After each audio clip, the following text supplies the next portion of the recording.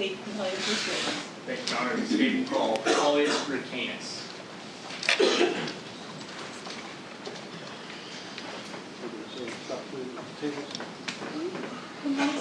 Good afternoon, sir. Please raise your right hand. Do you solemnly swear or affirm the testimony you'll give in this cause to be the truth, the whole truth, and nothing but the truth, so help you God? Yes. Thank you.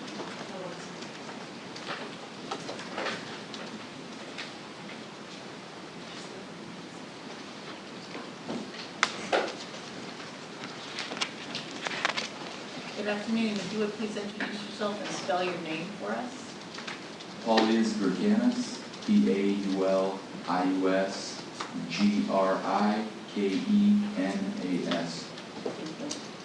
May I inquire? Thank you. Good afternoon, sir. Good afternoon. Mr. Grikenas, how are you currently employed?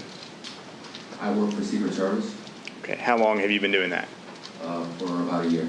All right. Thanks, Joe. Thank you. Prior to working for the United States Secret Service, what were you doing? I was a deputy sheriff with the Hillsborough County Sheriff's Office. And how long were you a deputy sheriff? About 5 years. Were you employed as a deputy sheriff on November the 15th of 2018? I was. And what, if any, title or position did you hold at that time? I was a deputy working the road. Can you explain for our jurors what were your general day-to-day duties as a patrol deputy? Respond to 911 emergencies, burglaries, robberies, any type of call, whatever is needed. And on that date, November the 15th of 2018, around 3 in the afternoon, were you on duty? Yes, I was. All right. And did you have the opportunity to respond to a location at 6221 16th Avenue South? Yes, I have. All right. Was that in Hillsborough County? Yes. Can you describe for the jury, when you arrived to that scene, what type of structures, if any, did you observe? So when I arrived, immediately I observed a couple of people that were waving me down. They're pointing towards the house, towards the gravel road that led to a house that was on fire. That's how the call came out. And then when I followed down the gravel road, there was 2 residences. One residence was on the southeast side of the property, and then the other residence was adjacent to it, like within very close proximity, just west of it. And the residence that was on the southeast side was the one that had a lot of smoke inside. And having shown the defense what has previously been marked as State's Exhibit 1A through 1I for identification, Your Honor, may I approach the witness? No objection to the admission of any of those documents or photographs in either portion of the State's Exhibit. All right. A through I. Yes, 1A through 1I. All right, so be received. Thank you, Your Honor. May I publish? Yes. Well, first, may I approach the witness, please? Exterior of the crime scene. Yes, on Your this list. Thank you. Thank you. May I approach Mr. Grikenas? Yes. Thank you can approach the witnesses. You walk in as you need to. Thank you. Sir, if you could take a look at what has already been admitted as State's Exhibit 1A through 1I.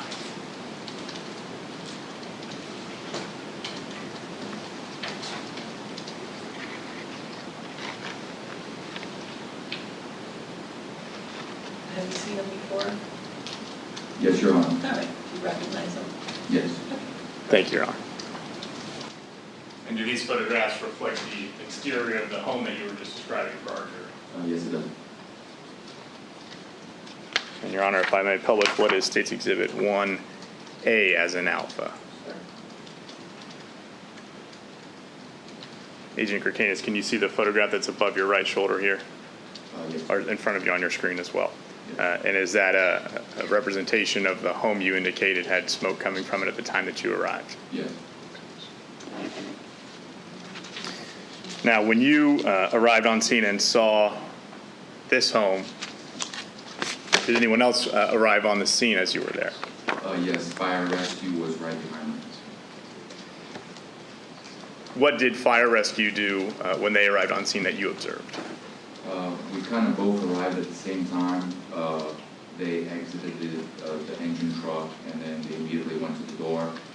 And then they were attempting to kick in the front door to gain access into the residence due to a possibility of somebody being Prior to attempting entry into the front door, did they spend some time extinguishing any of the flames or smoke that you had mentioned earlier? They just grabbed their hoses and they approached the door, and then they were kicking in, trying to gain entry and, into the fire. Okay. Did you observe them trying to make entry to that front door?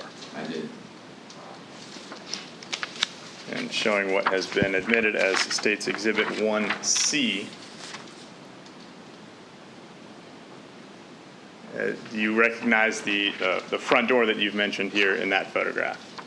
Yes. Okay. And is that the point of entry that you observed fire rescue personnel attempting to make entry into? Yes. And specifically, what did you observe in terms of that person trying to make their way through that doorway? As the fire rescue personnel, as they were trying to kick in the door wouldn't fully swing open because there was some type of obstruction behind the door, which later it was ascertained that there was a body, a deceased person right behind the door, and it wouldn't fully swing open. Agent Grikenas, did you yourself have an opportunity to enter through that front door? Yes, I have. Okay. And when you entered through that front door, did you observe anything behind it? Yes, it was an African-American man. Okay. And was he deceased? He was deceased. He had a gunshot wound to his head and possible gunshot wound to one of his extremities. Were those things that you were able to observe of that gentleman, that person, those wounds? Yes. Did you have an opportunity to continue on through the interior of this house at all? Yes. After the fire was extinguished, we opened the rear door to let the smoke out, and then when we had the smoke out, we were able to enter the residence and just briefly walk through to see what we had. Can you describe for the jury the interior of that home as it relates to any damage or disarray you might have observed? Just a lot of damage from the fire. Open, there was a bunch of appliances that were open. That's basically about it. Agent Grikenas, when you entered this house, did you disturb any items that were within the home? For example, did you pull open any drawers, turn over any mattresses, anything of that nature? No, at that point we were just making sure that we just wanted to make sure or to know how many people were inside of the residence, and at that point we knew that we had a crime scene and that the crime scene was on the way. Crime scene investigators were on the way, and we did not touch anything or disturb anything. You mentioned a moment ago you had an opportunity to let some of the smoke clear from the house and then continue on through the interior. Did you have a chance to observe any other bedrooms or rooms inside of the home? Yes, so as you walk in through the front door, there's another bedroom to the left, and then I attempted, or it was, the door was just a little open from the firemen going in there and extinguishing the fire, but you were able to just see through the door, through the crack of the door, and there was another deceased person laying right next to the door, and the door, of course, wouldn't fully swing open. I wasn't able to see what race was the individual. I just kind of knew it was a male based on his body. And there was another female. She was she had a gunshot wound to her head. She was also in her room along with the male. Two bodies in the second room. After observing the two bodies in that second bedroom, did you exit the home? Yes, we exited the home. We waited on the crime scene to arrive and process everything. Did you have a chance also then to walk around the exterior of the home while awaiting for crime scene to arrive? Yes, I did. Okay. Let me show the defense. Pretty much states two. Is that one? The 2A. 2A. No objection to 2A being admitted. States Exhibit 2A through 2I, Your Honor. Yes. That's aerials. No, Your Honor, these are a subsection of some exterior shots. That's correct. These are a subsection of some exterior shots. Similar color narcotics and currency as it's indicated on your, All right, thank you. thank you, Your Honor.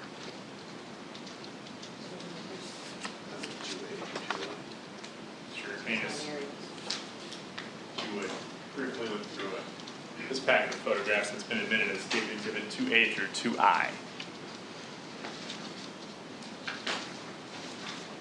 Did you say no objection? No objection. All right, we received. Thank you, Your Honor.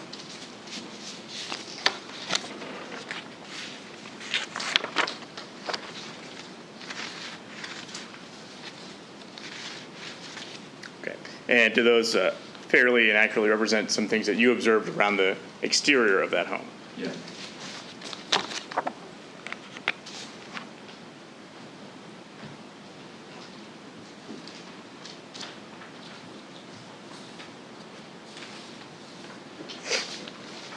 And so I'm going to draw your attention to what has been admitted as State Exhibit 2F.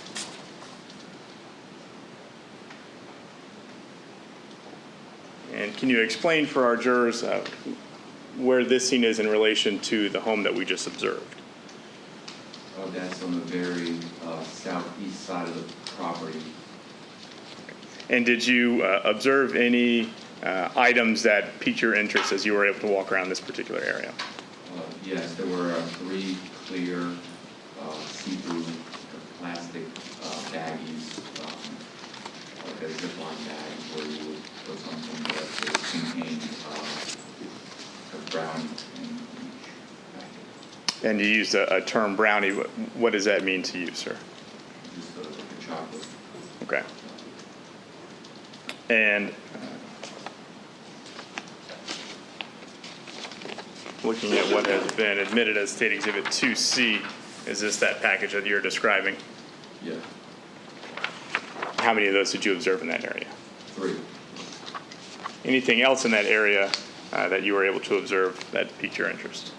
There was a $5 bill at the fence line, basically in the corner of the property on the southeast side, very corner of the property. And I do believe there was like some type of clothing. And looking at State Exhibit 2H in the lower left-hand corner of this image, is that the currency that you mentioned earlier? Yeah, And again, State Exhibit 2I, closer up yeah, picture of that item that you mentioned earlier. yeah, Did you disturb these items at all when you observed them? no.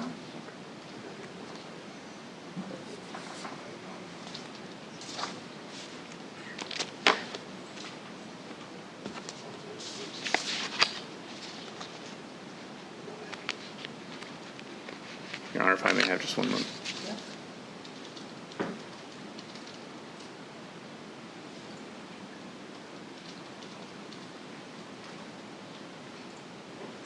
And Agent Grikenas, just to confirm, this location you responded to, 6221 16th Avenue South, that's here in Hillsborough County, Florida? Yes, it is. Your Honor, the state doesn't have any further questions for this witness.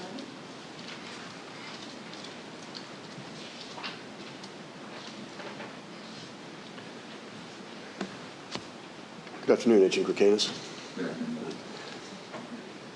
You testified just a moment ago that you arrived right around the same time as fire and rescue, is that correct? Yes, they were right behind me. And when you arrived, the rear of the residence was clearly aflame, right? It was on fire? Yeah, at that, when we arrived, I didn't go to the back of the property. I remained at the front while the fire rescue personnel, they were getting their hoses to go in through the front door. Ultimately, they went in for the first time into the house through the front door, or did they go in for the first time through the back door? I believe it was the front door. Right, so they were able to get in with the hoses and open up the door to the point where a firefighter could go in with a hose, correct? How long were they inside the house setting the fire or putting out the fire before they came back out again? They were there for quite some time because, I mean, there was a lot of water that was, I'm not really sure. Now, when you say there was a lot of water, are you talking about you could actually see a lot of water coming out of the residence or accumulating inside the house? Yeah, I mean, there's spraying a lot of water inside. So a lot of water was going all over the interior of this trailer. Yes. And how long would you say a lot of water was really being projected through the interior of this home? Maybe a couple minutes. Like I said, it was a while ago, so I wasn't really paying attention to it. How many firefighters did you see go inside? Several, How many hoses did you see go inside? at least one. It could have been more than one hose. I think it was just one. Right, so were you one of the first deputies to go into the home once it had been cleared by fire and rescue? Yes. So as you go into the home, obviously you have no idea what the home looked like before you went in, right? I just knew that there was fire there, yes, and we knew that as they were extinguishing the fire, they knew that there was one person inside of the house because they told me as soon as they made entry and they were trying to extinguish the fire, they said it was one person right by the door. Did you ever hear any firefighters say that there were two more people inside a bedroom? I don't recall. All right. Do you recall, because you're the first deputy to go in after the firefighters have already been in there, do you recall at any point being the first person to recognize that there are two more people in that house? I don't believe I was the first person. All right. So if you're the first deputy to go in, who would have been the first person to see those other two people? Fire rescue. All right. So after the firefighters got through inside, the firefighters knew that there were three people in the house. Right. Did they ever tell you where the other two people were? I do not remember. Do you recall seeing those two people for the first time and feeling like it was a discovery?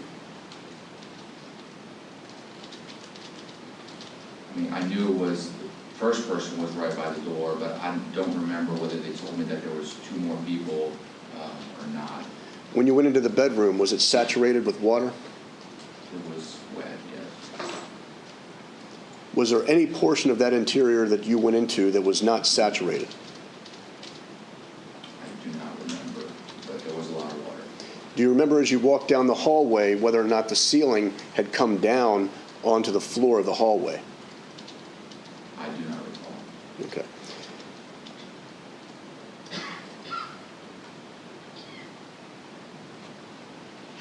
How long did you remain at the scene? For a while. I mean, I was there for a while, at least maybe 2-3 hours. I don't know, I'd have to get that record somehow. After your being there on November 15th, did you go back November 16th or any day thereafter? No. All right. Court's indulgence, please.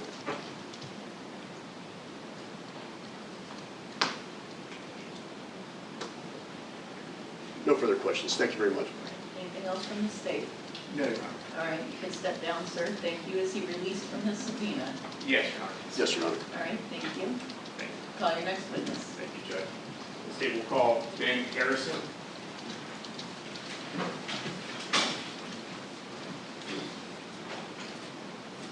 Judge, if I may approach your clerk, I took the exhibits 1 and 2 back with me.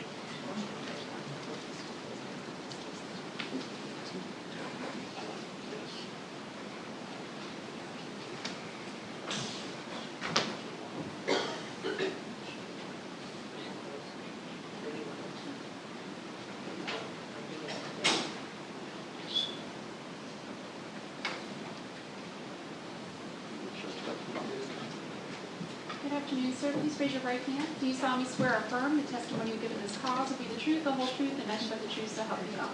I do. Thank you.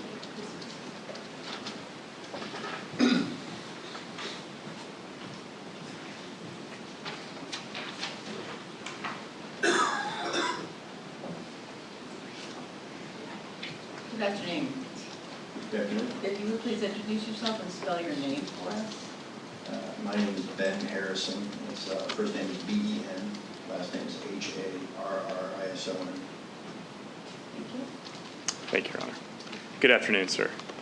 Good afternoon. How are you employed? I am a captain with Hillsborough County Fire Rescue for, it'll be 25 years this March. And were you working in that capacity on November the 15th of 2018 around 3 in the afternoon? Yes, I was. On that date and around that time, did you respond to a call for service at 6221 South 16th Avenue? Yes, I did. And can you describe for the jury when you arrived on scene what you observed? We were first given the wrong address. There was an address that was close to that address, and then when we were en route, they updated the address to the 6221 address. When we arrived on scene, the house in question was approximately 200 feet south of the road, and there were a lot of trees. So we had some difficulty trying to figure out which house was the one that was on fire. So it took us a little while, and with the other deputy that was on scene first, he was helping us trying to figure out which driveway, because there were several long driveways to go down. I don't want to commit to the wrong one. So there was a little bit of time spent there trying to figure that out, and then we did figure out which driveway we went. We went down the driveway, and then we observed the house. And I observed smoke, quite a bit of smoke coming from the back of the structure. I'm showing you what's been admitted already into evidence as State's Exhibit 1A. Is this the house that you mentioned you observed? Yes, it is. And when you observed this house and the smoke coming from it, what actions did you take? I did what we call a 360, where I will walk completely around the house, is what we have. And while I was doing my 360, I had my firefighter pull a 2-inch hand line to the back of the structure, which is where the bulk of the smoke was coming from the back of the structure. For the benefit of our jury, what is a 2-inch hand line? It's it's just a hose that we use. We call it a hand line because it's easy to maneuver. It's a 2-inch diameter fire hose with a nozzle that's very standard for firefighting. And we pulled the hose off of the engine to the back of the house, and where we observed fire on the back of the house. Roughly how long did you spend at the back of the house working to extinguish that fire? A few minutes. There was active fire burning on the back of the house, and we extinguished all the fire that we could see on the back of the house. After extinguishing the flames from the back of the house, were you able to see any damage that it caused to the rear of that home? There was quite a bit of damage to the door itself and around the door, but the smoke inside the house was so thick that it was hard to see inside the house. And so once we put out all the fire that I could see, then I moved the hand line to the front of the house. And keeping you in the back of the house for just one moment, showing you what's been already admitted as State's Exhibit 1E. Does this fairly represent the back of the house after you were able to extinguish at least the active flames? Yes. Now, you mentioned you then turned your attention to the front of the home. What, if any, actions did you take in that area? Okay, when we got to the front of the house, I hadn't what we call masked up yet. I hadn't masked up yet, which is when we put our face piece on and we hook into air so that we're breathing air off our self-contained breathing apparatus. We hadn't done that to this point yet because we were outside the structure. So when we got I pulled the hand line to the front porch, masked up, got on air, and my firefighter and I went to go in the front door, but the front door was locked. Okay. Observing that the front door was locked, what did you do?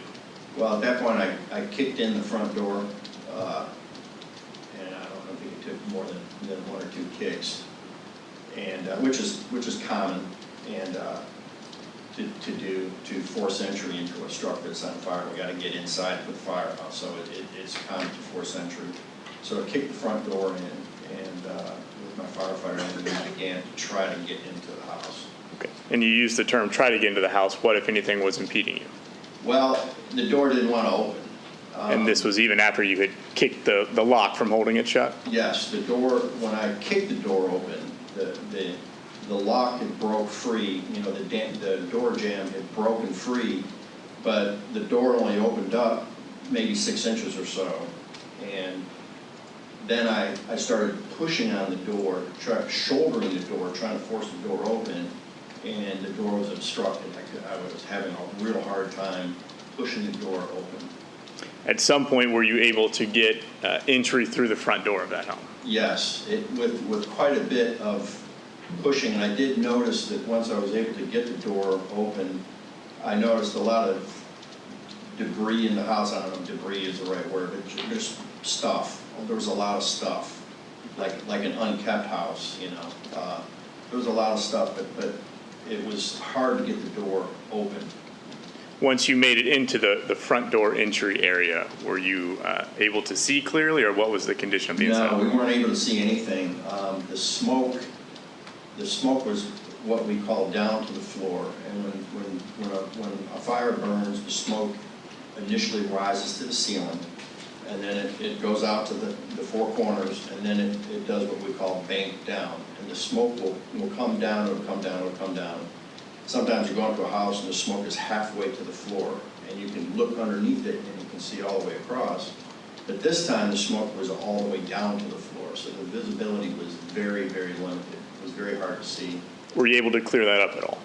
Yeah, well, what we did is while I was advancing the hose line into the front door, my driver engineer set up a portable gas-powered, gasoline-powered fan, which is very common for us to do, and got the fan going to clear the smoke out of the house. That it blows the smoke in the front, get fresh air in the front, and the smoke goes out the back of the house. Were you successful in clearing that out? Yes. At least to the extent that you're able to see then without the smoke at the floor level? Yes. Okay.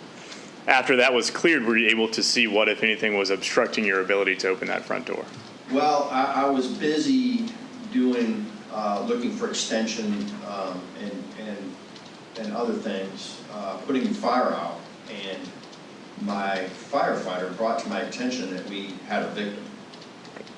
She noticed it, the victim before I did, and she grabbed me and said, "We have a victim." All right. Did you have a chance to turn around and see what she was referencing? Yes. And what, if anything, did you see? Saw a male I couldn't make it out at first. We had to get closer and I got on the radio, and when I got close, I reported that we have a victim inside the house, and that we're going to be bringing the victim out the front door of the house, and I'm going to need paramedics. Okay. And what was the location of that victim to the front door where you made entry? If you're walking in the front door, the victim was just to the right of the front door. And behind that front door entry? Yes. And did that particular door swing inward into the home? Yes, it did. What, if anything, did you observe about the physical condition of that victim? Well, I noticed right away, I noticed third-degree burns on the victim, which are severe burns. And when I got closer to the victim, I have a light on my helmet, a very bright light on my helmet, and I was able to see that that there was a wound to the head, and there was quite a bit of blood.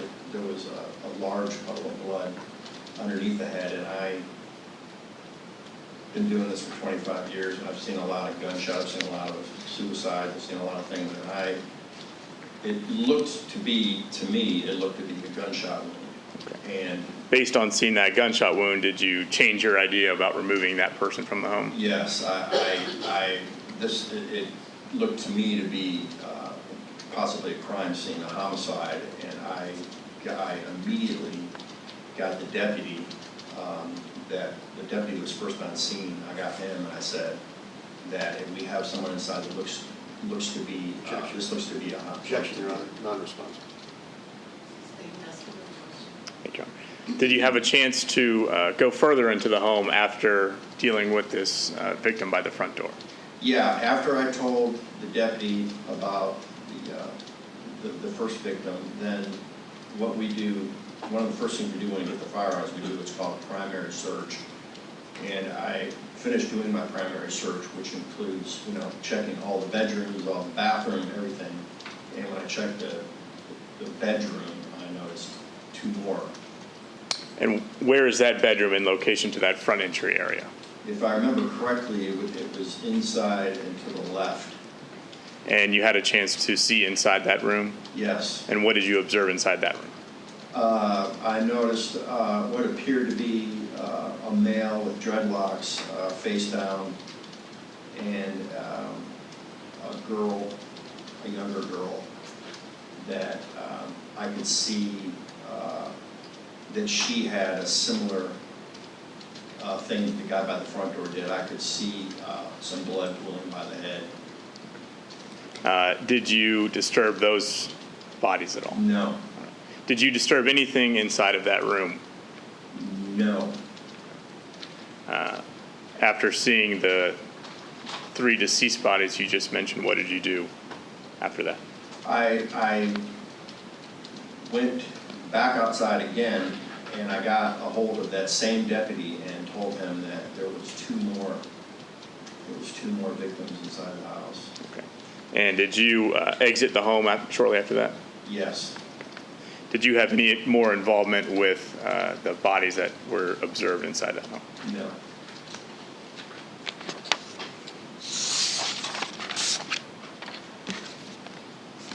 I may have just a moment. Nothing further from the state. All right. No questions. All right. You can step down, sir. Thank you. Is he released from his subpoena? Yes. Yes, Your Honor. All right, thank you. Call your next witness. State calls Thomas Dirks.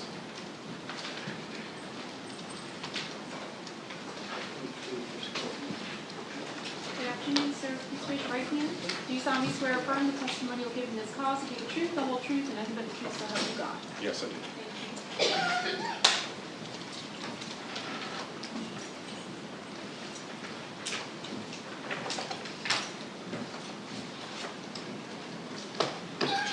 Good afternoon. How are you? Good. If you would please state your name and spell it for the record, please. Tom Dirks, T-O-M, last name is spelled D-I-R-K-S. Thank you. Good afternoon, sir. Good afternoon. How are you employed? I'm employed as a general manager that oversees the crime scene section of the Hillsborough County Sheriff's Office. How long have you been in that position? Since April 22nd of this year, Prior to April of this year, what position, if any, did you hold? I was a master detective with the homicide section of the Criminal Investigations Division with the Hillsborough County Sheriff's Office. And in total, how long have you worked for the Sheriff's Office? October 18th of this year was 25 years.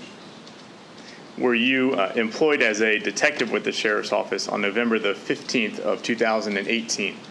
Yes, it was. And on that date, did you respond to an address at 6221 16th Avenue South? Yes, sir. Is that an address that's located here in Hillsborough County? Yes, sir. Can you describe for the jury when you arrived to that location what your initial observations were? Can I refer to my report? Would it refresh your recollection to do so? Yes. Then yes, please review your report and let me know when your recollection has been refreshed. On that day, it was approximately 1600 hours when I got notified of the initial incident. I was told that there was a structured fire and that there was possibly deceased individuals inside the fire. When I arrived on scene, I noted that the property was just off of the thoroughfare. There was approximately 2 perimeters established within the crime scene area. There was an internal perimeter and an external perimeter. The internal perimeter was, both perimeters were marked off with yellow crime scene tape. The internal perimeter was more confined and included the entrance to the property of the scene itself where the structured fire was observed.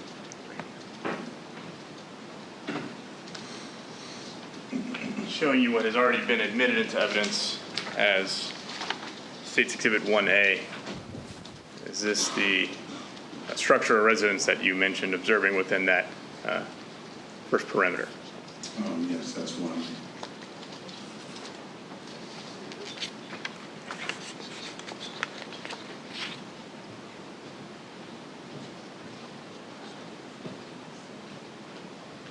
Detective Dirks, when you arrived and made your initial observations, what, if anything, did you do next to inform yourself about what was occurring? Once I arrived on scene, I met with my immediate supervisor at the time, who was Sergeant Keene. Also met with patrol personnel, patrol deputies and supervisors, who were also on scene to attempt to get a briefing in reference to where the investigation was at that point. We have the witness speak up, please. I'm sorry? We have the witness speak up, please. When I arrived on scene, I met with personnel involved in patrol units and also supervisors. My immediate supervisor at the time, who was Sergeant Keene, just to see exactly where the investigation was up to that point. And with your presence at the scene, were you able to establish a general understanding of the location you were working in, the houses surrounding it, any properties that might have been at that location? Yes. Showing defense with pre-marked for ID as State Exhibit 3A and B.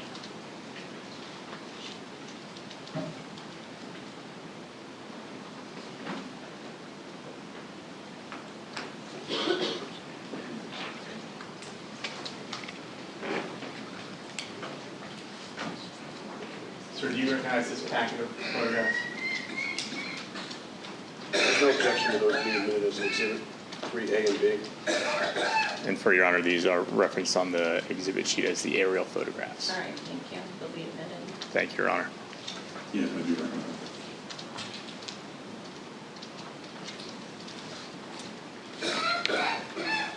that. And showing you what has been just admitted as State's Exhibit 3B, permission to publish, your honor. Okay. Can you describe for the jury, using the screen above your right shoulder there, sort of where the scenes or scene as they were cordoned off existed, if you can? Yes, the main structure that was actually on fire, when I arrived, the fire was extinguished, is kind of covered by this canopy of trees. The entrance to the property is off in this direction, which goes towards the main street. All right, you're gonna have to, Sit down. no, you're not necessarily, but you're gonna have to describe in words and Okay. colors or locations what this direction, this street, and this canopy means. Thank you. Canopy of trees, which is located east of this structure that is exposed, is covering the main structure that was set on fire or had fire damage upon my arrival. The fire pit is located just north of that area, which was kind of in between both structures. And this structure was unaffected by the fire and did not include any deceased individuals inside of it. Both these structures were located just east of the driveway that came south off the main thoroughfare, traveled down like a dirt road to this entire area of property right here. And the main thoroughfare you just referenced, is that seen at the top of the photograph? That's correct, yes. Okay, thank you.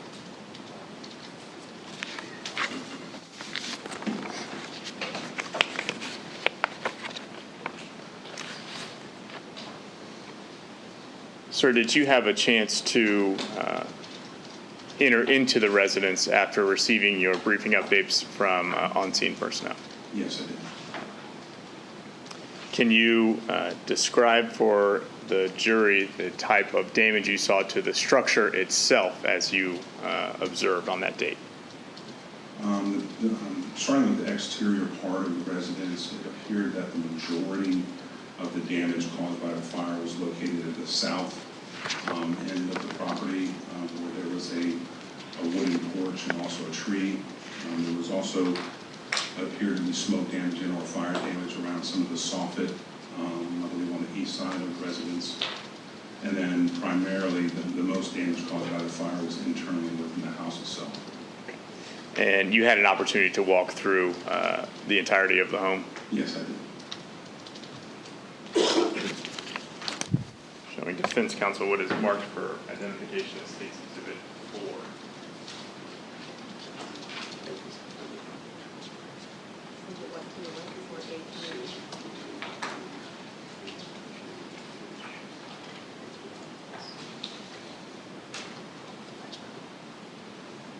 There's no objection to State's 4A through I coming into evidence. What are they? This is State's Exhibit 4A through I, and on your exhibit list is the entryway. Right. Be received. Thank you, Your Honor.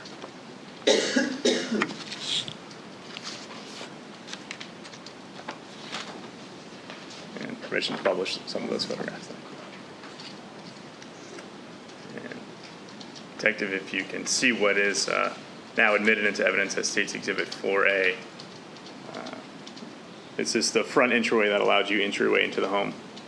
That's correct. This is located on the north side of the residence, which is also inclusive of a front porch area. You can see this, the plexiglass indoor partial screen door open outward, with the interior door open inward partially. And as you enter the front entry area, what is the layout of that area just behind that front entry door? As soon as I made entrance in through that door, immediately I noticed that there was an individual which I documented with my report for documentation purposes as victim number one. It appeared to be that of a deceased black male adult individual that was located behind that front door, the door that opened inward. He was located in what I refer to as a small foyer area, which then kind of faced the kitchen area, but then immediately to my left, which would have been east, there was an opened layout of a living room area as well. Showing you what has been admitted as State Exhibit 4E.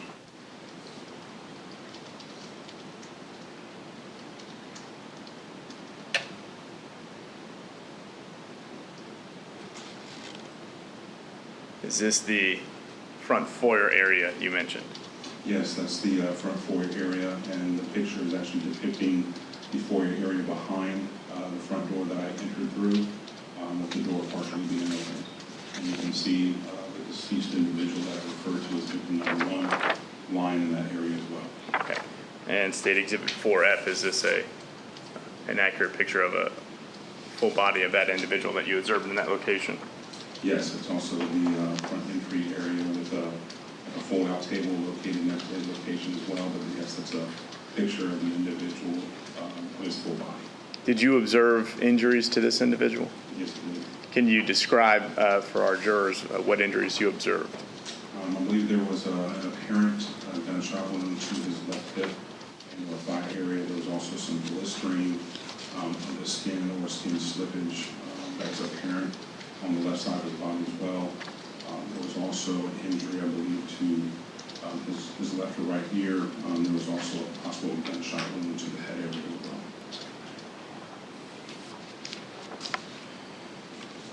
well. Sort of still standing in that same front entryway area, can you describe for our jurors what we see in this photograph here? Yes, this is a vantage point. And excuse me, Your Honor, this is State Exhibit 4B as in boy. This is a vantage point from standing just either on the threshold of that front door, where you can see the door handle and deadbolt lock of the front door. And it's looking into the residence. That checkerboard colored chair is part of the living room area that I stated is off to the east or to the west of the front foyer. And then you're looking into a hallway area that is located actually just south of the living room. All right, and that checkerboard chair in the front living room showing you what has been admitted as State Exhibit 4C. Is that the living room area that you referenced? Yes, that's the living room. Open floor plan, that's the living room area, yes.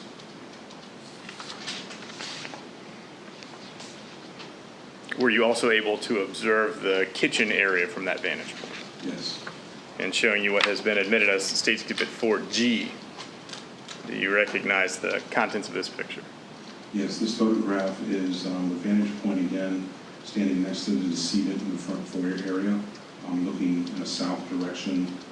Just beyond the decedent, there is kind of like an open window area that you can actually see into the kitchen, which in this photograph depicts the freezer or the refrigerator opened out with a number of contents spilled out into the kitchen itself.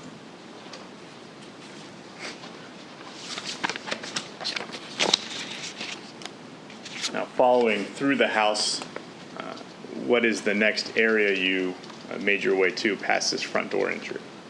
That would have been towards the hallway that I described in one of the previous photographs. As you enter that hallway, what, if anything, do you see?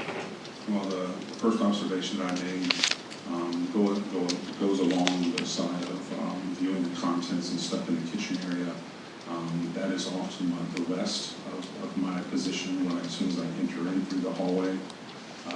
I noted that there was a number of items that had appeared from within the kitchen still out onto the floor. Both appeared to be from the refrigerator and or freezer, and then also contents maybe from the cabinets or the cabinetry area within the kitchen as well. Directly across from the entrance of the kitchen was an apparent bedroom with the door, I believe, was partially opened. I refer to that, even for documentation purposes, as the northeast bedroom. Were you able to see into the bedroom? Yes. Okay. And as you looked into the bedroom, what, if any, observations did you make? I had to push the door open a little bit, but it was partially opened. As soon as I looked into the bedroom, I noticed immediately that there was a deceased individual that had contents on top of his back. It appeared that he had sustained fire damage to his body. I say him, it was possibly a male. There was also another deceased individual that appeared to be a possible white female that was located in that same room, that was located in the southeast corner of that bedroom. Showing defense what's been pre-marked as State's Exhibit 5A through I. Your Honor, on your exhibit list, this would be the bedroom. All right.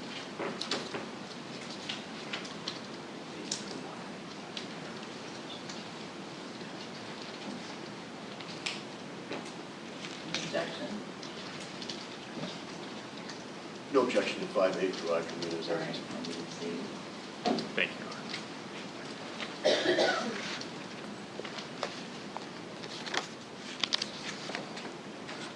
Showing what has been admitted as State's Exhibit 5A as an alpha. Can you describe your vantage point in this photograph? Yes, it's a closer vantage point than the previous photograph, but it's more so making my way towards the hall area. That again is located just south of the decedent and also the living area.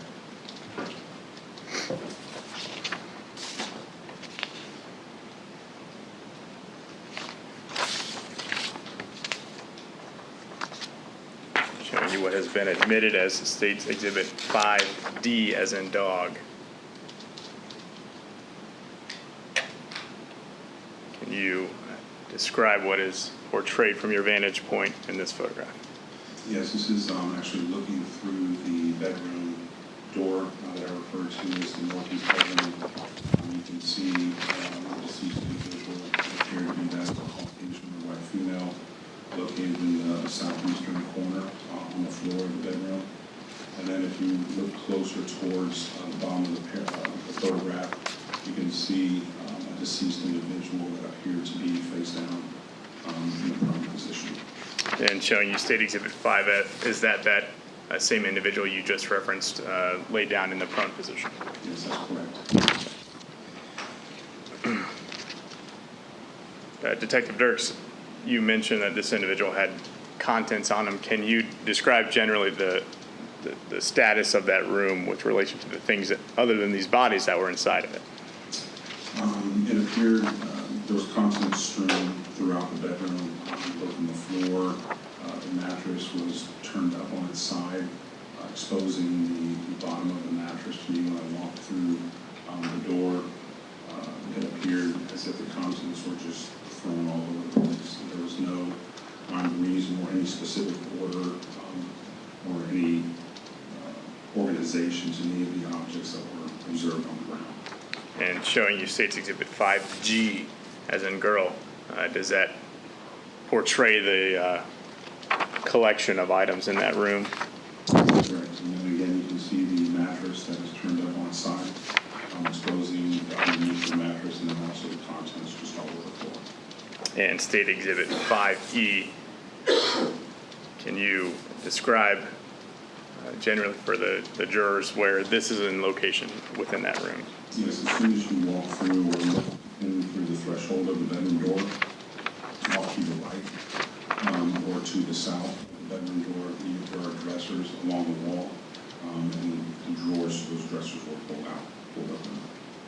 From what you know of your movements within this home, were you responsible for the location of any items in this room, the pulling out of any of these drawers, or the discarding of any of these items across the room?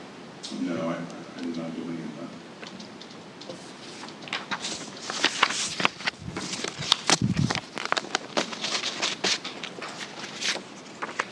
As you exit this bedroom and continue down the hallway we discussed earlier, what is the layout of the home as that progresses?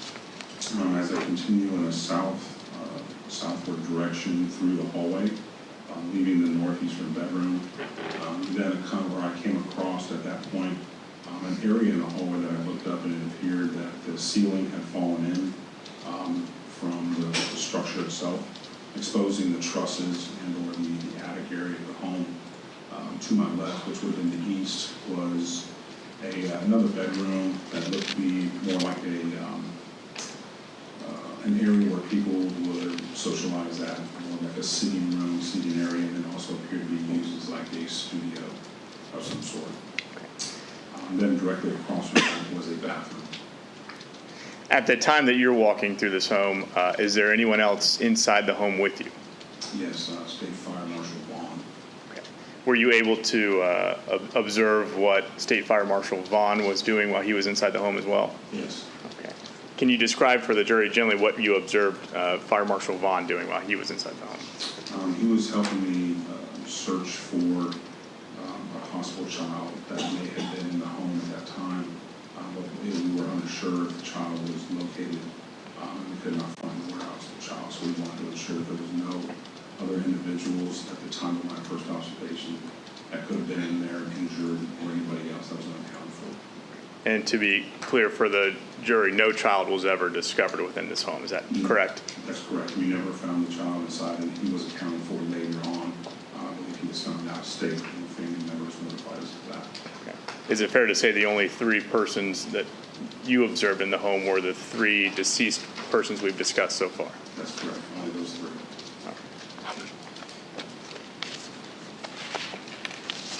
Showing the defense what is pre-marked for identification as State Exhibit 6A through H, Your Honor, on your exhibit list, this would be the hallway.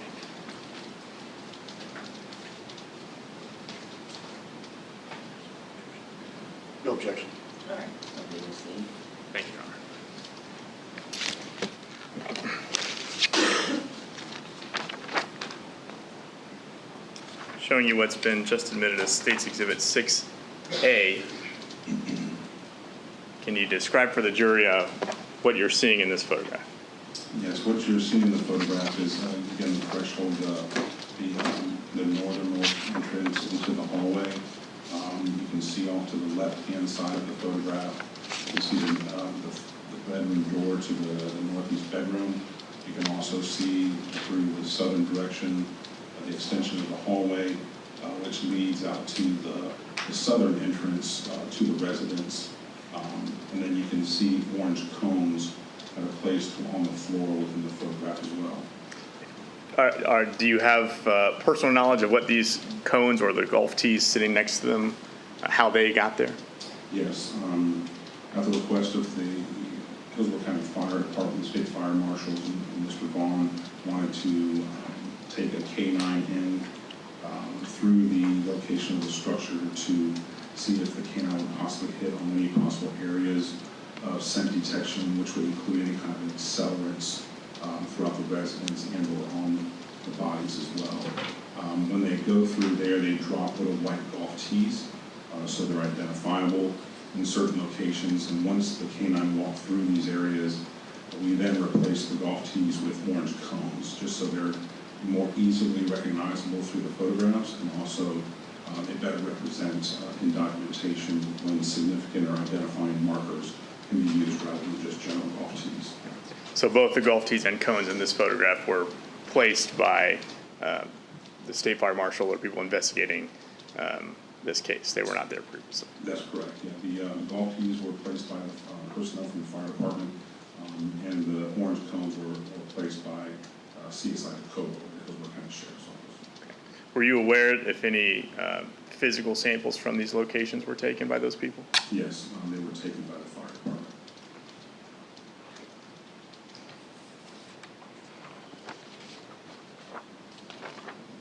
Moving to State's Exhibit 6B, can you describe what we're observing in this photograph? Yes, this is the sitting area, the studio room that I referred to, that is located further down the hallway, located on the same side of the hallway as the northeast bedroom, but just south of that location.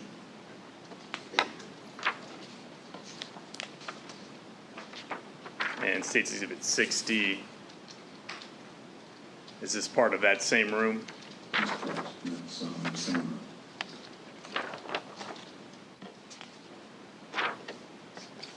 Moving over to State Exhibit 6F. Can you describe what portion of the home we're in here?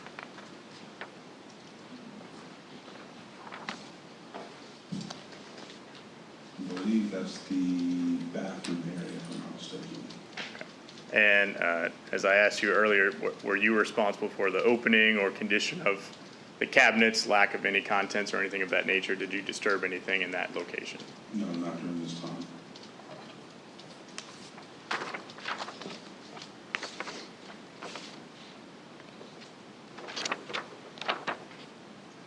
And showing you State Exhibit 6H. Can you just describe your view from that position? Yes, with glare on it, but I believe that is further towards the southern entrance of the hallway itself. That didn't help. I believe that's one of the chairs in the living room, if I'm not mistaken, looking back towards the north side of the residence. Right.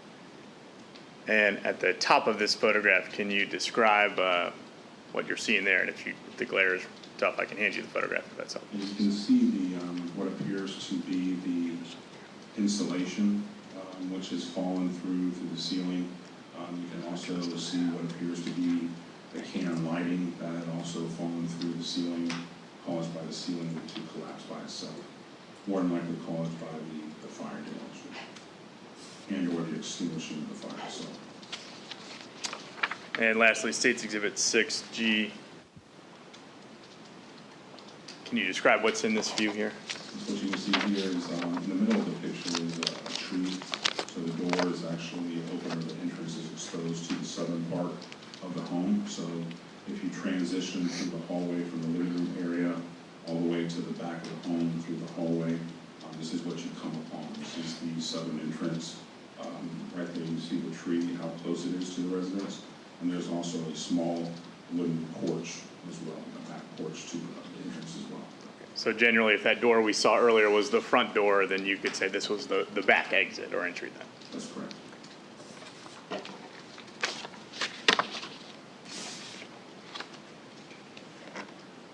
Having found 3 deceased individuals in the home, did you contact the medical examiner's office at any point? I believe the medical examiner was actually contacted by my sergeant, Sergeant Keene. Okay. To your knowledge, on the 15th that evening, did the medical examiner respond at that time? No, he did not. Do you know if the medical examiner did respond to the scene? Yes, he did the next day. All right. Were you present for that? I was. Can you describe what you observed as the medical examiner arrived on the scene? We made the determination to, in accordance with the medical examiner, Dr. Krasowski, to wait until the daylight hours to properly assess exactly what was going on inside the home, to better see what was going on with the decedents before the decedents could be removed from the structure, and to also just basically be able to process the scene better. So when we responded out there the next day during the daylight hours, at that point the medical examiner arrived on scene, and then we removed the decedents from the structure at that point. Okay.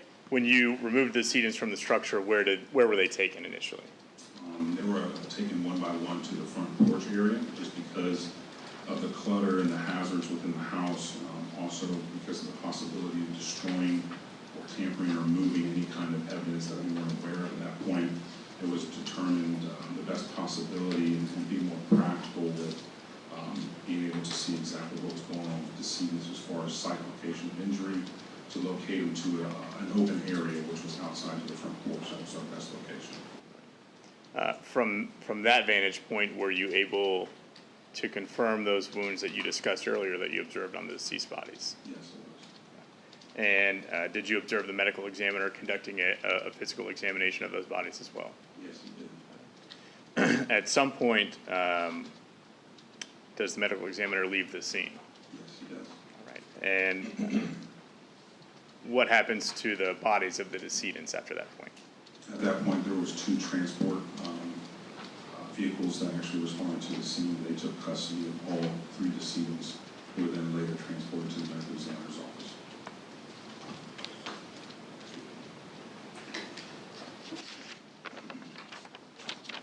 Now, you mentioned earlier when I asked you if you had disturbed anything, I believe you indicated not at that time. At some point after your initial walkthrough, having the medical examiner come and remove the decedents from the home, did you or people working with you begin to move some of the contents of that home? Yes. And what was the reason for that? Just to try to identify any items of possible evidentiary value.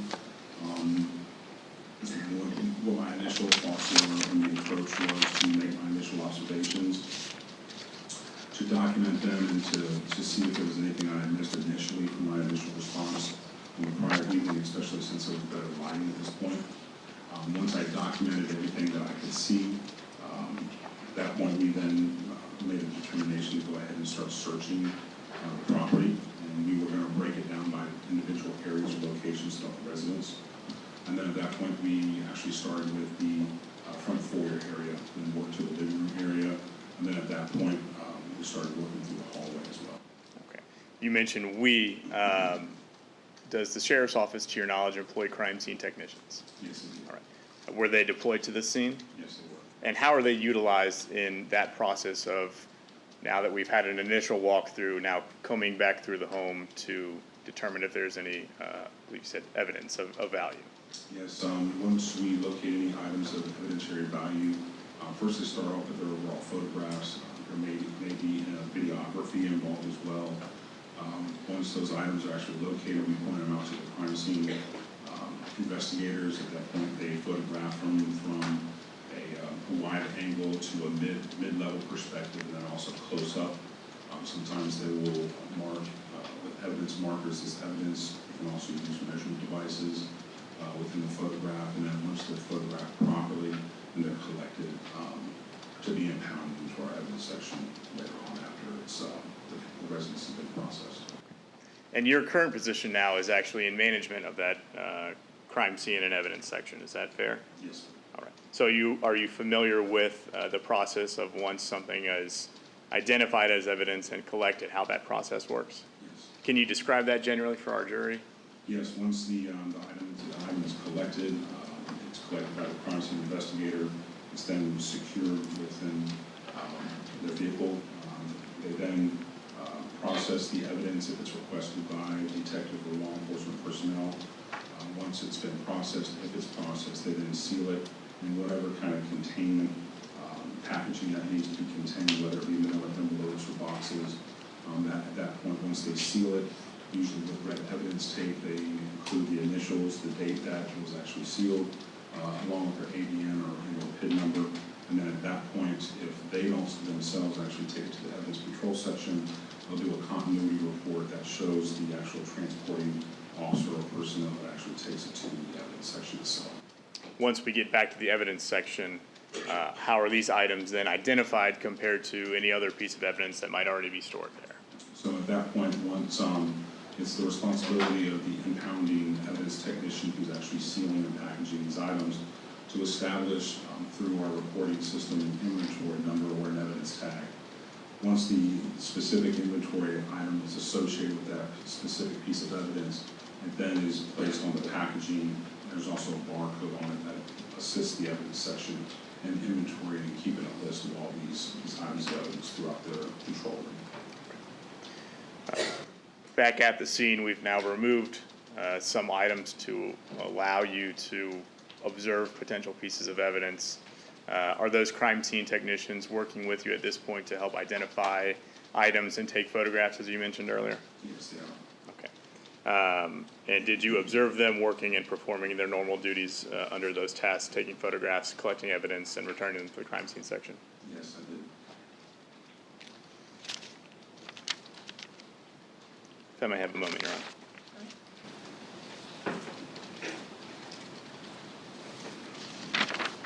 Your Honor, I don't have any further questions for this witness. We'll tender the witness.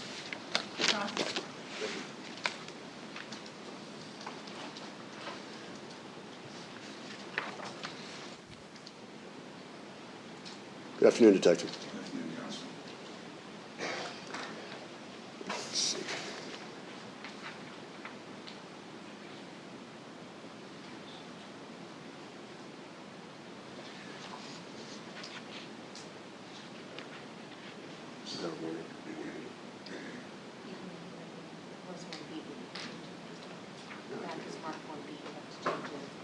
No.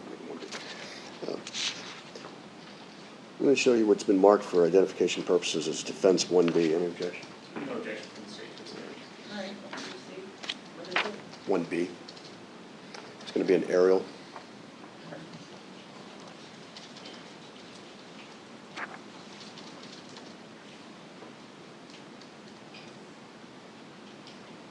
All right, let's call this 16th Avenue. Okay. All right. Maybe, I don't know, is that a better perspective for you? Yes. Okay. So if this is 16th Avenue, heading this way, all right, can you, Do you mean the street running, top Yes, to to- bottom of the photos? yes, on the left side of the photograph, heading from south to north, would you agree that this is 16th Avenue south? And when I say south to north, I'm talking about the perspective to the jury. I would say that would have been more east to west. Well, I'm just talking about going from top to bottom, from bottom to top, Yes, I'm from sorry. bottom to top. Yes, south to Right, north. just to keep it clear, Okay. for the record, okay? All right, so if you could show us, please, where the entrance to the scene would be. Would that be this white car right here?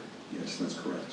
All right, so this is the white car here, and that means it's safe to say then that this would be the single-family home, and the home that was set on fire would be somewhere under there? That's correct. Okay, All right. I Both apologize. of you are gonna have to use words to describe All what right. you're talking about. Let's try this There's again. 3 holes in the top of the picture that looks like from like 3 old notebooks, so maybe you could use those as reference points. All right, I apologize, you're That's correct. all right. All right, so let's take the middle punched hole from the 3-ring binder here. All right, if we come down about 2.5 inches, we see the single-family home on the property that was the subject of this investigation. Yes, Yes. the white car on the roof, yes. All right, so let's say about 1 inch down from the middle hole would be the trailer, correct? That's correct. All right, now as that wraps around from the middle hole there, we come around from the single-family residence on the property, and we head straight to the left, probably about 6 inches, we see another, what appears to be Hernando County Sheriff's Office patrol car, right? In Hillsborough County? Hillsborough County, I'm sorry. It appears it could be. Yes. See a white vehicle, it could be. And probably about 1.5 inches down and to the right would be the entrance to the property, yes, where it is marked by that Hillsborough County Sheriff's Office car? I believe so, yes. Okay. Now, on this property here, does that appear to be an incomplete roof? I don't know. All right, can I approach the witness, please? We should take a very close look at that.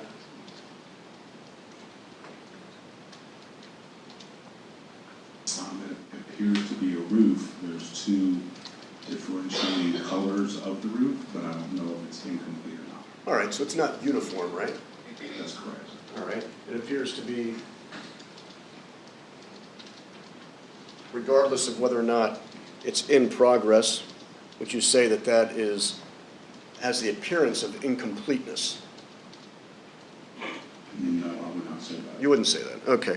Does that appear to be, in this, I'm gonna say, the brown spot on the roof is the only brown spotted roof in the photograph. That appears to be a white roof with a brown portion to it and strips of siding on the roof that appear to be missing. That's on the photograph, that's clear. We don't need a reference point for that. But right on the bottom of that, I'm gonna have you take a closer look at the photograph. Does that appear to be a ladder? Where exactly are you referencing? It's very difficult to see, obviously. We can take these aerials. Okay.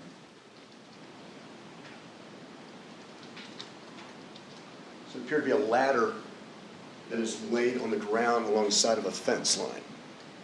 I couldn't say if that's a ladder or not. It could be center of cinder blocks. Could be, I don't know what that is. All right, and obviously with better lighting and maybe a magnifying glass, it might be clear, okay?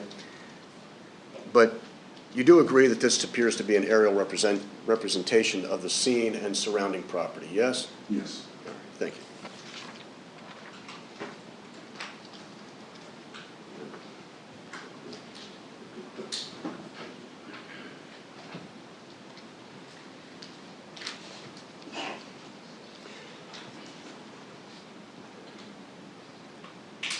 How long after fire and rescue finished up did you go into the house?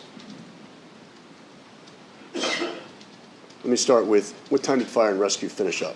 What time did they leave and say, okay, you guys can go in and do what you got to do? Are you talking the first day, or are you talking the November second day? 15th.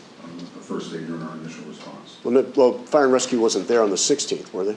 Well, state fire marshals, the Hillsborough County Fire Department, yes, they were there. But fire and rescue, okay?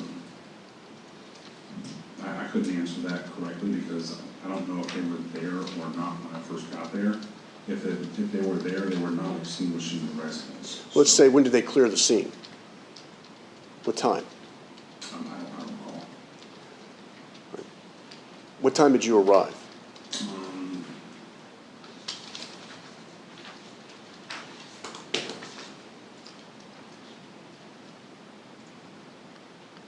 Approximately 16-22 hours. All right, that's 4:22 in the afternoon? That's correct. When you got there, did you immediately go into the house? No. All right, so you're sitting outside, and were you sitting outside watching fire and rescue do what they do?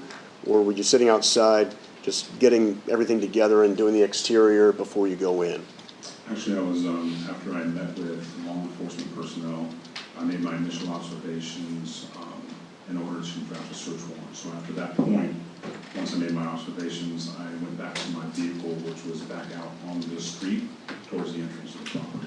When you got there, was there a gas-powered fan blowing fresh air into the house? Not that I can recall. All right, so when you got there was no gas-powered fan clearing out the house. It was pretty much already aerated and ventilated in such a way that it was safe for you guys to go in without masks and all that stuff, right? I don't know if it was safe per se. I guess it's a matter of perspective. I mean, there was still strong smoke.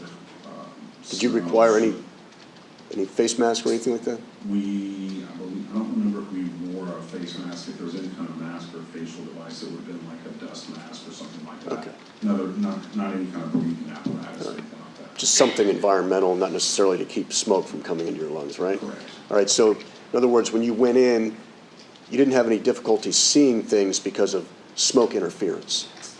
Well, yeah, we did. I mean, because the smoke interference and soot had affected everything within the structure itself. So everything was black. So that, coupled with the night and the lack of light, it did affect our vision. Okay. Did you have flashlights? We did. And you used those things? We did. Were all the doors open? Well, again, there was only two doors to the residence. There was the front door, the north side, and the south door, south side. I'm asking you if they were open. Yes, they were open. All right. That first night, November 15th, were you able to tell how many shots were fired?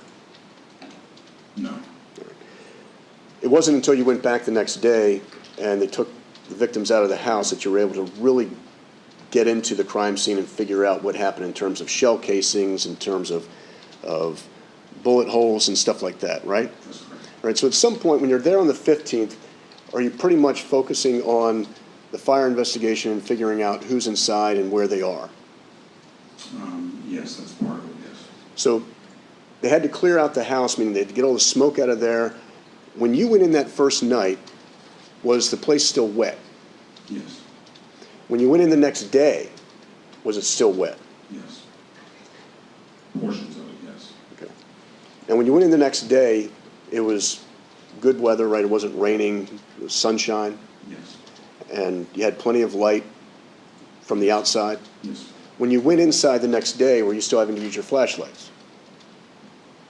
In portions of the house, yes. Was there any smoke at all that accumulated over the night, or the smoldering pretty much stopped? The smoldering had pretty much stopped. So at this point, you're just dealing with a house that is pretty much burned up, but you're not dealing with smoke interference, right? The next day? That's correct. You're not dealing with, maybe you can tell the odor of it, but in terms of the toxic fumes and all that stuff, you're able to at least carry on thoughtfully and responsibly your investigation into this house the next day, November 16th, right? The best we could, yes. Okay. You didn't have to go back on the 17th or go back on the 18th because of environmental conditions in this place? No. All right. When did you finally close up, shut down, we're done with this investigation, we're never going back in? It was the 16th, and the evening time, I believe it was around the 16th. All right, so it's pretty much one full day you dedicated to investigating the inside and the outside of this property. That's correct. All right. After all was said and done, was there any way for you to tell which shots came first? Not that I'm aware of, no. How many shots total did you come up with? If I can refer to my report.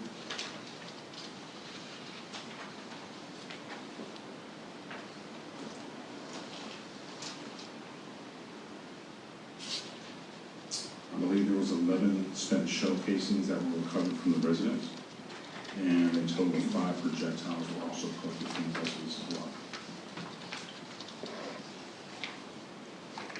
How many bullet holes did you find? Inside and outside.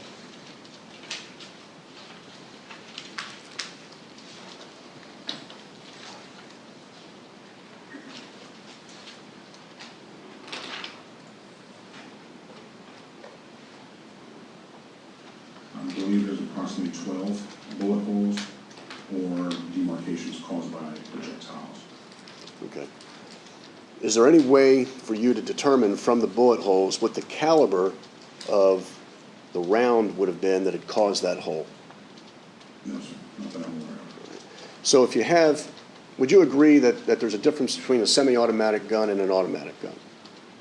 As far as I know, yes. Yes. All right.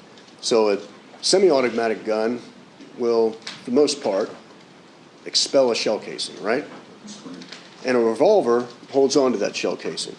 Sound about right? Unless they're manually expelled, yes. Yes, unless you physically empty them out. But if you have a revolver and it's a 6-shot revolver, and you fire 6 shots and you never take the shell casings out, you're going to walk away with 6 shell casings inside the barrel of that gun, right? That's correct.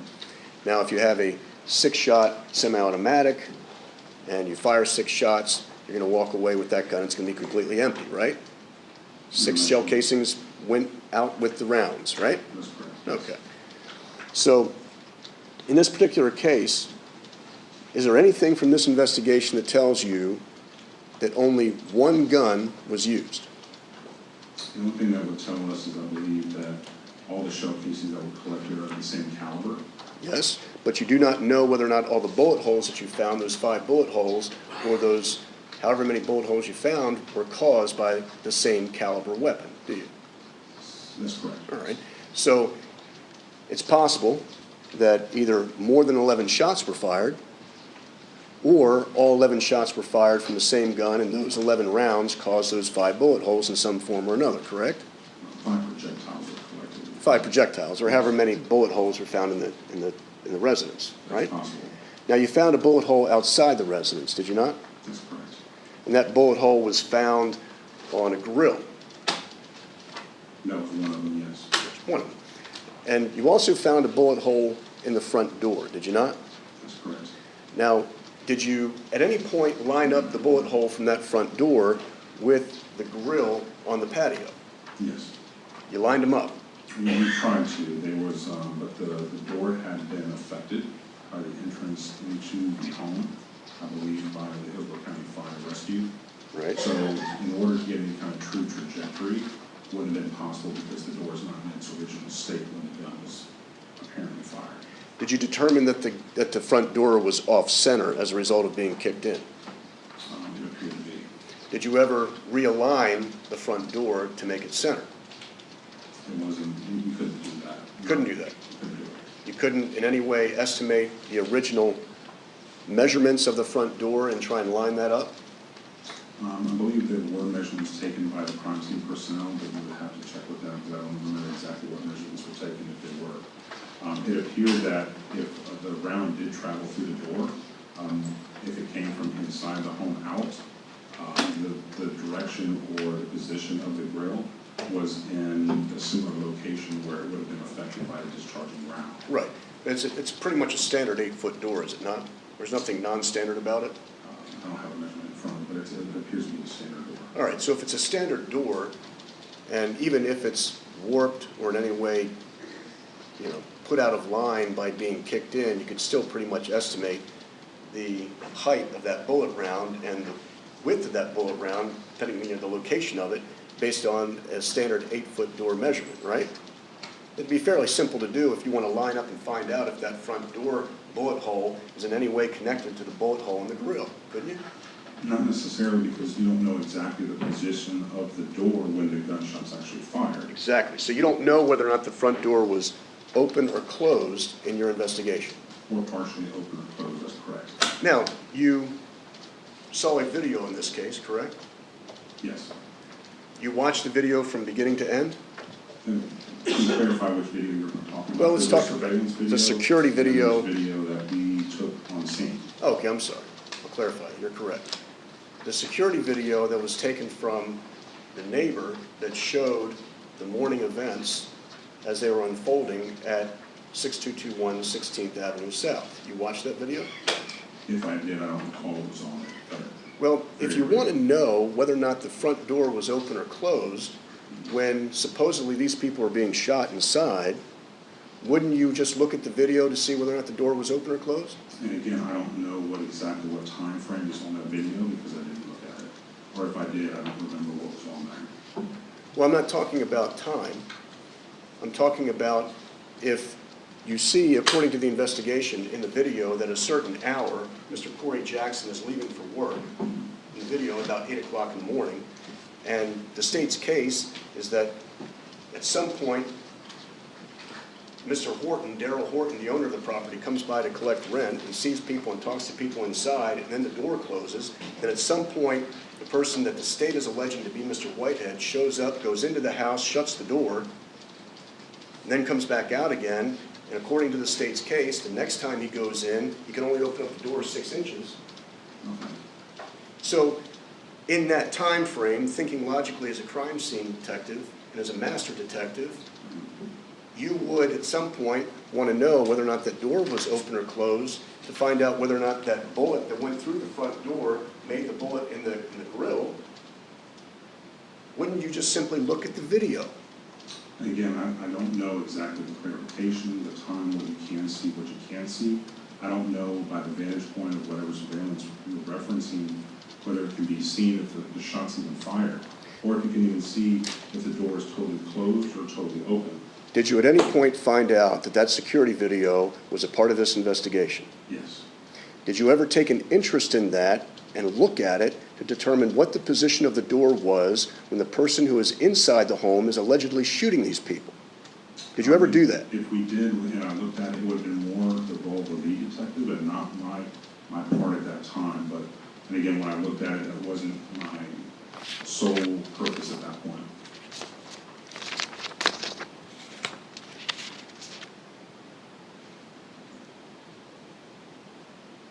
showing the detective what's been marked for identification purposes as defense 1C, 1D, 1E, and 1F. If there's no objection. What is it? 1C through 1, I know, but is it? oh, I'm sorry, the pictures of the grill and the front door. All right. And I apologize, they have 3 ring binder holes in it too. That way we can know what the top and the bottom is. Yes, ma'am. All right. Recognize this detective? Yes, I did. What is it? All right. What is it, please? No. I'm sorry, this is 1C, 1 Charlie. Recognize that? Yes, I did. All right, what is that? That's the grill that you're referring to on the front porch, All right. north side of the house. Now, would this have been taken on November 16th? Yes. Now, obviously, the bullet hole is self-explanatory. We'll say that it is about 2.5 inches to the right and about 4 inches up in the photograph. Close-up of the same thing, detective? Yes. All right. Presence of the hole is self-explanatory. This, I'm sorry, that last photograph was 1D as in Delta. This is 1F as in Frank. And what is that, sir? I believe that is a hole through the front door. All right. Now, when the door closed, did you at all line up to see to what extent those holes may relate to one another? We attempted to. Again, we obviously, it was common to see that the door had a hole in it, and that the grill that was just beyond the door also had a hole in it, to see if possibly these holes matched up or were possibly caused by the same projectile or whatever caused these holes. All right, But again, go ahead, I'm sorry. this is 1 Echo. Yes. And please continue with your answer, sir. Yes. So, assuming we took into effect, not only was the door forced in, which caused damage to the door, which didn't put it in its original position, there also, we don't know where the door was open and closed at the time that we were processing the scene. We also don't know if the grill was moved or not prior to us actually processing or arriving on the scene as well, whether it be by responding personnel making entry into the home by fire personnel or anybody else that we're unaware of. So at the point we could not do a full trajectory reconstruction. But again, we made the presumption, or you could assume that it's a possibility that the bullet that caused the hole in the front door could have also possibly caused a hole in the grill as well. And obviously, you would be able to tell whether or not the grill was moved either by the video or by simply looking at whether or not there were marks on the patio. It was a wood patio, correct? Possibly, you're asking for possibilities. Yes. That I just haven't seen that video to that extent or seen if it's been moved or not. I don't What know. is this, please? That's an apparent hole caused by a possible bullet. Okay. Now, in looking at this photograph, caliber of a weapon is determined by what? I believe it's determined by the size necessarily of the projectile, All right. Is it determined by the width of the projectile? possibly. Okay. So, did you at all make any determinations and look at this bullet hole to determine whether or not it in any way was consistent with .40 caliber? I'm not a firearms expert, so I can't attest to measurements of objects that are struck by projectiles on whether or not you can determine the caliber. But I believe there may have been photographs taken of that bullet hole with measurement, but I'm not certain. We'll have to ask the CSIs. Now, obviously that looks bigger than a .22, correct? Objection, speculation. Oh, Charlie. You know. I don't know. Now,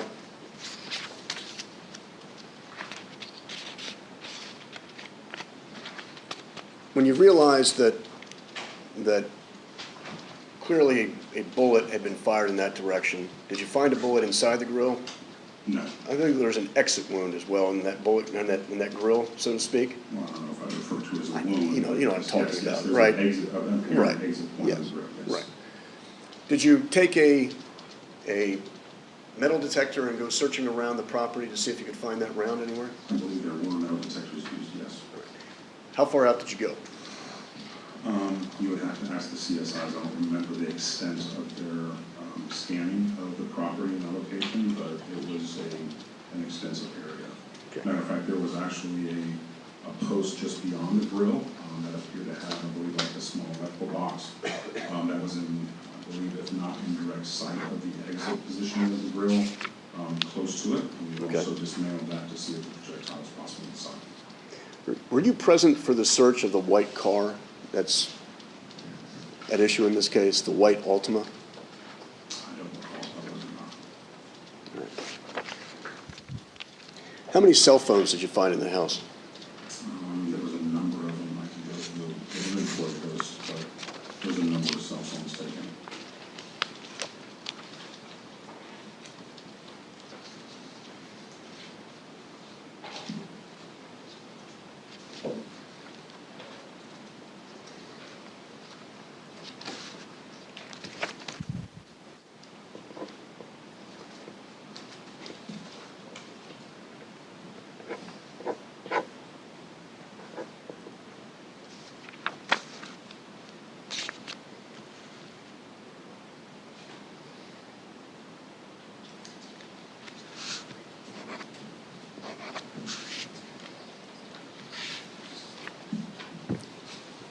If I could just help you out, does 9 sound about right?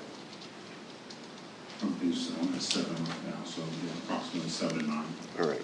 So if you have 9 cell phones inside the house, do you know to whom each one of those cell phones belonged?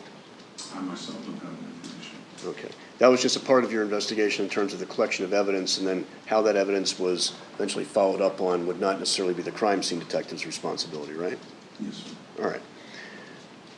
Now, you recall there being a shed also on the property?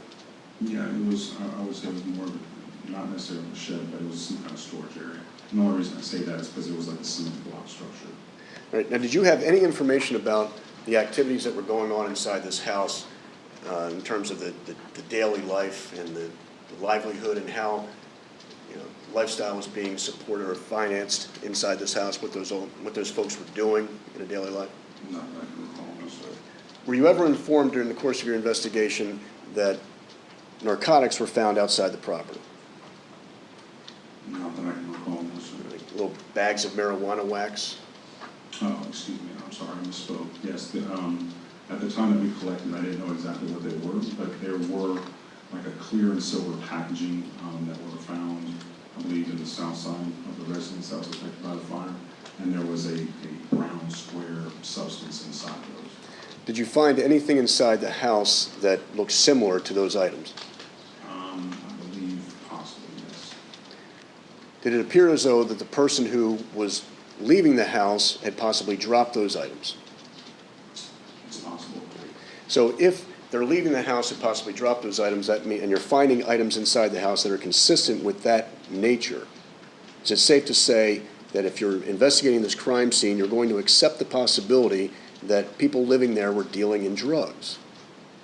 Well, I mean, I guess it calls for speculation to determine whether or not they're dealing in drugs or maybe partaking in drug activity, but I don't know whether or not they're dealing in drugs. But if you're looking at a scene, you're looking at a crime scene, you don't know these things, all you can really do, would you agree, is respond to the evidence that you have? Respond to the evidence, yes, but to more so not only just respond to the evidence, but obviously if something is taken from that residence that's similar inside that you find, for me, that's more important than to determine what kind of activities are taking place as the crime scene detective, because it may give you evidence, whether it be latent evidence and/or DNA evidence as well. Mm-hmm. Did you ever remove all items from inside the shed? The shed myself, no, I did not. Now, the shed was not burned, correct? Not as far as I know, no. The shed didn't have any indications of accelerant being thrown around it, or didn't appear as though anybody was trying to destroy anything within the shed, right? I don't have that information because I didn't process that part of the property. That was done by another detective. All right, so you were not necessarily a crime scene detective responsible for investigating or looking for evidence within the shed. That's correct. All right, so your responsibility as a crime scene detective was limited to just the trailer? In the outside surrounding like area of the trailer, yes. Okay.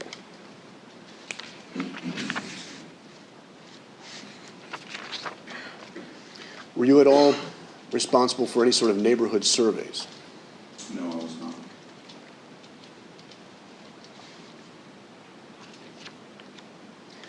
At the time that you were investigating the house and going into the house on November 16th and November 15th, were you given any information about the people who were found inside?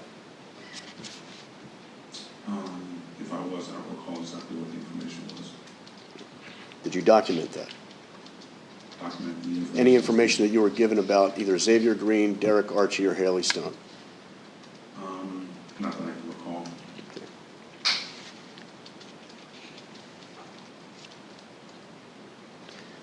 As you're going through the scene, were you able to distinguish between what was caused by the fire and what was caused by the efforts to put it out? Meaning, give you an example. As you walk down the hallway in the house, and we've seen the photograph, it appears as though the ceiling came down. The drop ceiling collapsed and fell into the floor, right? Correct. Now, do you know whether or not that was caused by firefighters putting out the fire, or whether or not it was caused by the fire itself? No, I don't have that information.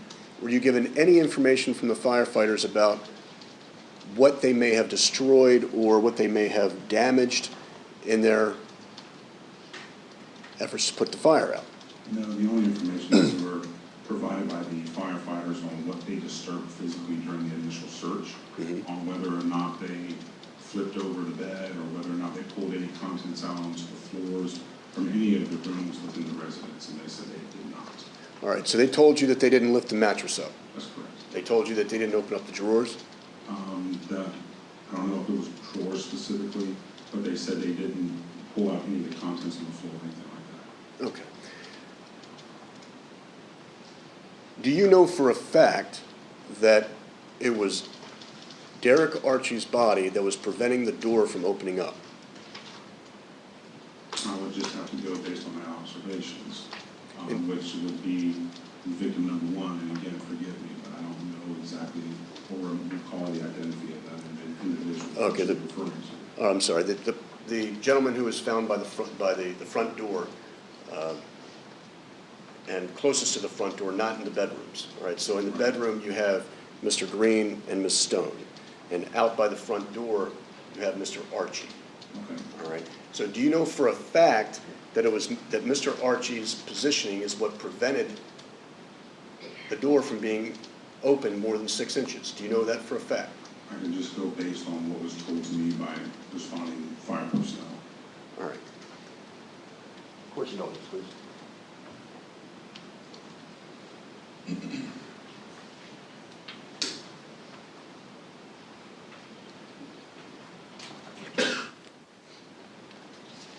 Showing the witness what's been marked as states 4E. All right. Now, you agree that Mr. Archie had a gunshot wound to his head, yes? I believe so, yes. He had a gunshot wound to his thigh, correct? That's correct. And to his torso. I believe so, yes. All right. Do you see any blood on the front door? Not that I can see in that photograph. All right. Was this area ever swabbed for DNA? I don't recall. All right, so do you know for a fact that Mr. Archie's body was in any way pushed by this door? You would have to refer to the responding fire personnel who made entry. Because after they responded, they may have pushed him further in to the front foyer, causing that gap between the door and the body. All right, we're not talking about may have, we're talking about your information, what you know. Right. All right, do you know, as the crime scene investigator, as a master detective, Right. do you know whether or not it was in fact Mr. Archie's body that was up against this door that required pushing Mr. Archie's body out of the way in order to get in? Again, you would have to call on speculation based on the statement of the firefighter entering the residence. I can't say for sure because I don't have that information. All right, so the quick answer to my question is you don't know whether or not that's the case. That's correct. I don't know. I don't have that All right. information. Now, were you ever told, as the crime scene investigator, were you ever given that information that We suspect that Mr. Archie's body was obstructing this doorway and they couldn't open up the door. So what we need you to do is look for any indications of blood, look for any indications of DNA, anything at all on this front door that would tell us that and confirm that as our suspicion. Were you ever asked to do that as a crime scene investigator? No.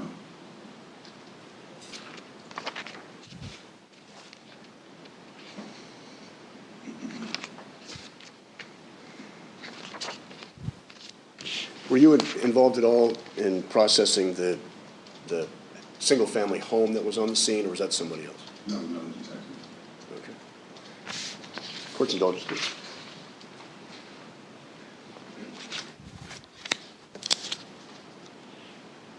Defense is publishing, without objection, 1F and 1G.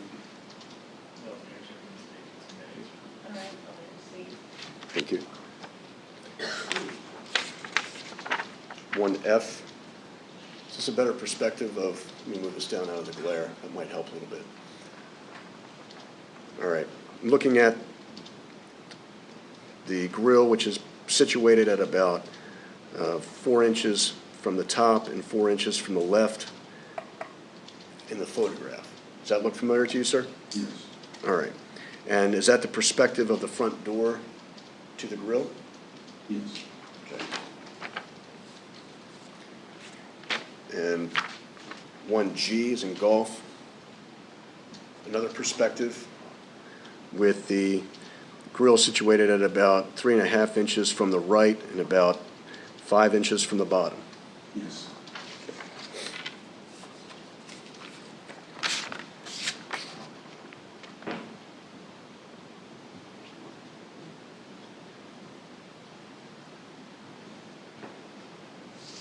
Publishing what's defense 1H and 1I without objection. In all fairness, and I want to thank you, Detective, for reminding me. 1H. All right. Is there any way to tell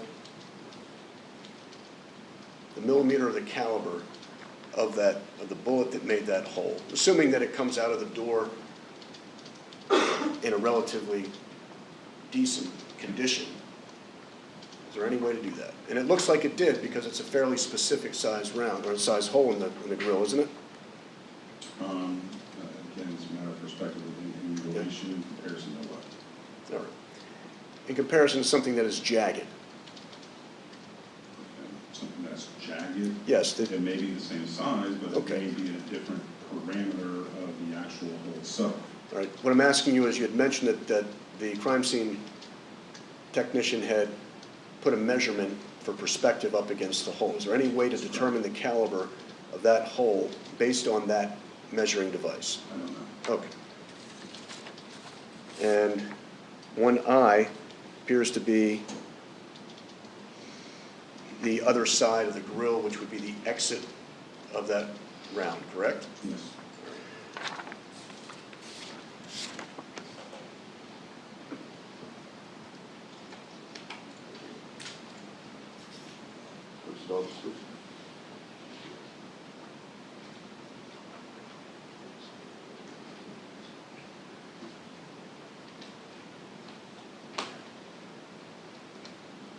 I get 1 second, please.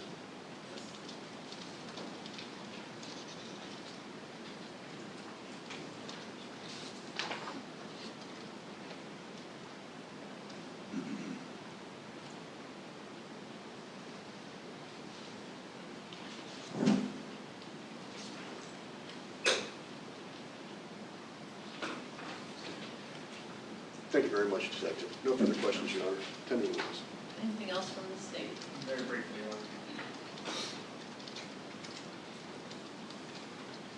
I think the defense counsel asked you about a possibility of a revolver or multiple guns at the scene.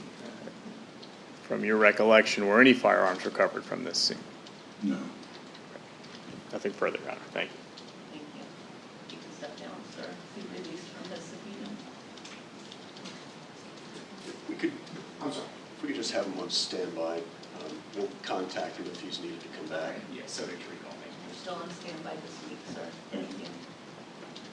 not needed to remain in the courthouse, though, correct? Correct. Thank you. Thank you. First, for second.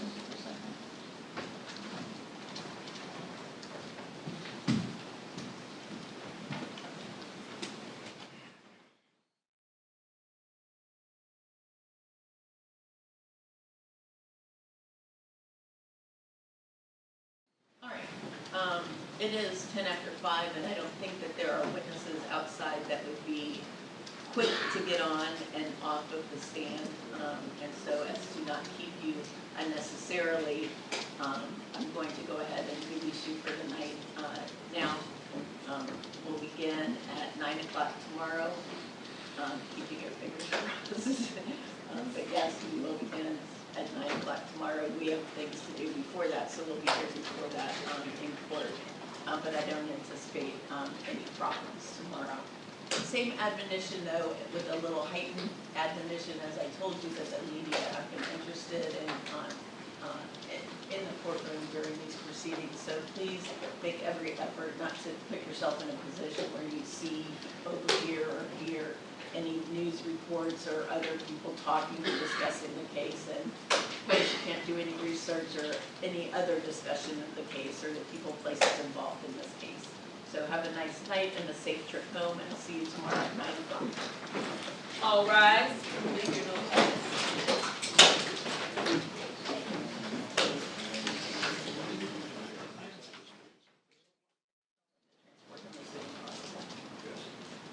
Because he's going to be seen by a psychiatrist at the jail, and I want that accomplished. Dr. Disney's going to visit him tonight and report to us in the morning. She's asked if she can appear telephonically. I don't know the reason for asking. I did inquire, but any objection if she has some conflict that needs to be resolved? No, ma'am.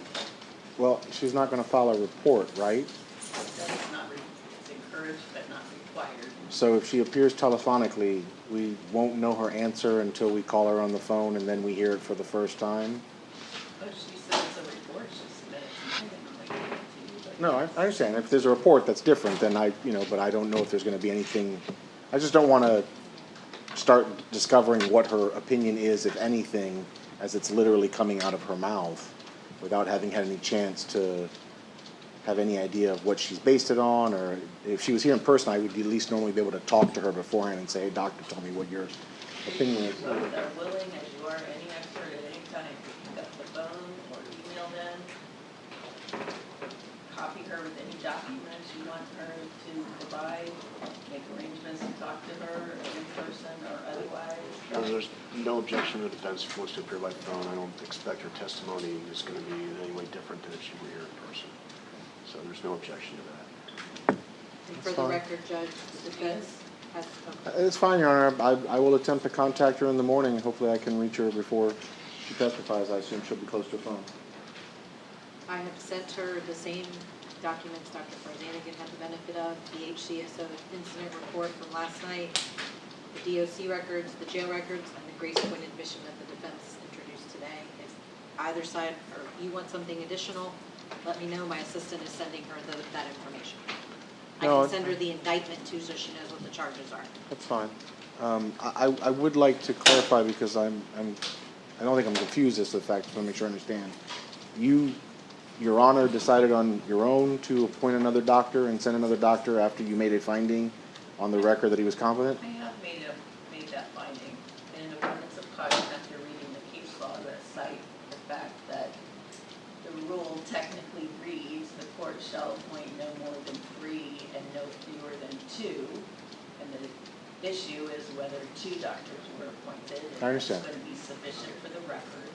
So in an abundance of caution, even though I do not doubt my findings I have stated already, in an abundance of caution, I am going to follow the rules and allow the second doctor to be appointed to see if they have any extra insight on this issue that would make me change my mind or whatever. But I'm going to make sure that T is crossed and that I is dotted. So, Yes, sir. all right. Anyone needs over? 8:30, It's not on the document, someone else is doing 8:30 for you all in the morning. Thank you, Your Honor. Yes, ma'am. Thank you. And, yes, if he's still here, we'll go tell him. One more try.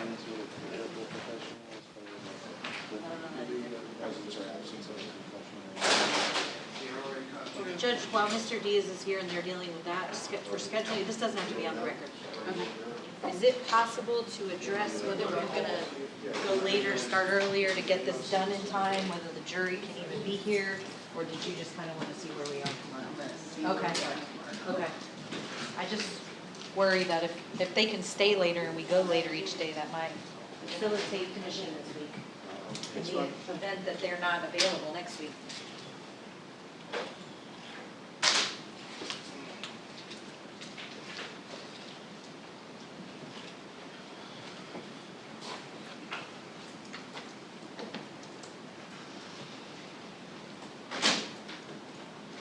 And on Thursday, I'll probably give them lunch here.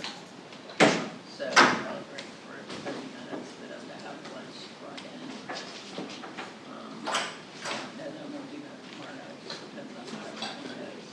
I don't want you, I don't want Mr. Diaz to be unnecessarily pressured to get witnesses in and out, so I don't want you all to feel like you have to respond in kind of also, I'm cognizant of the facts they give.